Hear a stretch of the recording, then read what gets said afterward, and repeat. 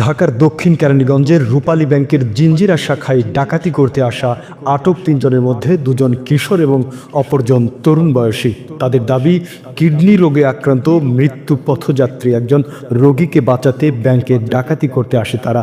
বৃহস্পতিবার রাতে কেরানীগঞ্জে মডেল থানায় আয়োজিত ব্রিফিংয়ে তথ্য জানান ঢাকা জেলা পুলিশ সুপার মোহাম্মদ মঈদ। তিনি জানান, ওই তিনজনের একজনের বয়স 22 বছর এবং অন্য দুইজনের বয়স 16 বছর করে। তিনি বলেন, ডাকাতরা মুভি দেখে এমন একটি অ্যাডভেঞ্চার হিসেবে ডাকাতি করতে আসে বলে আমাদের কাছে মনে হয়েছে।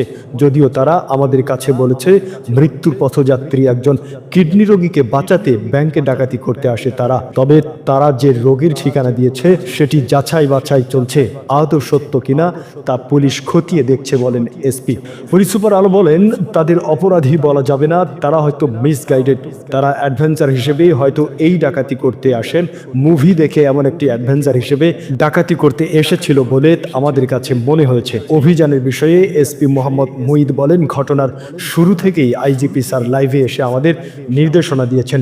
তিনি আমাদের নির্দেশ দিয়েছিলেন কোনো হতাহতের ঘটনা ছাড়া যেন অভিযান শেষ হয়। এজন্য ডাকাতদের সাথে দীর্ঘক্ষণ ধরে কথা বলেছি। ডাকাতদের আইজিপি স্যারের সাথেও কথা বলিয়ে দেওয়া হয়েছিল। আটক তিনজন ডাকাত ছাড়া বাইরে তাদের কোনো সদস্য ছিল কিনা তা জানতে চাইলে তিনি বলেন, তাদের তিনজন ছাড়া বাইরে কেউ ছিল না। তবে তারা প্রাথমিকভাবে আমাদের বলেছিল বাইরে তাদের লোক আছে। তারা পুলিশকে ভয় দেখানোর জন্যই এটা বলেছিল। জানা যায়, ডাকাতরা দুপুর 2টার দিকে ব্যাংকে ঢোকে। এ সময় পাশের মসজিদের মাইক থেকে ডাকাতির বিষয়ে জানানো হলে আশেপাশের কয়েকশো লোক ব্যাংকের ওই শাখাটি ঘেরাও করে।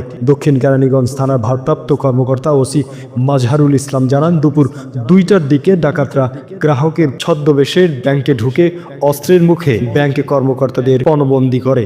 পরিস্থিতি টের পেয়ে স্থানীয় বাসিন্দারা ডাকাতদের ব্যাংকের ভিতরে তালাবদ্ধ করে জাতীয় জরুরি নাম্বার 999-এ যোগাযোগ করেন তারা। জানা গেছে, ডাকাতদের কাছে যে অস্ত্র ছিল সেটাও ছিল খেলনা। এই চ্যানেলটি সাবস্ক্রাইব করে বেল বাটনে ক্লিক করুন। সংবাদ সংগ্রহে উৎসাহ দিন, পাশেই থাকুন।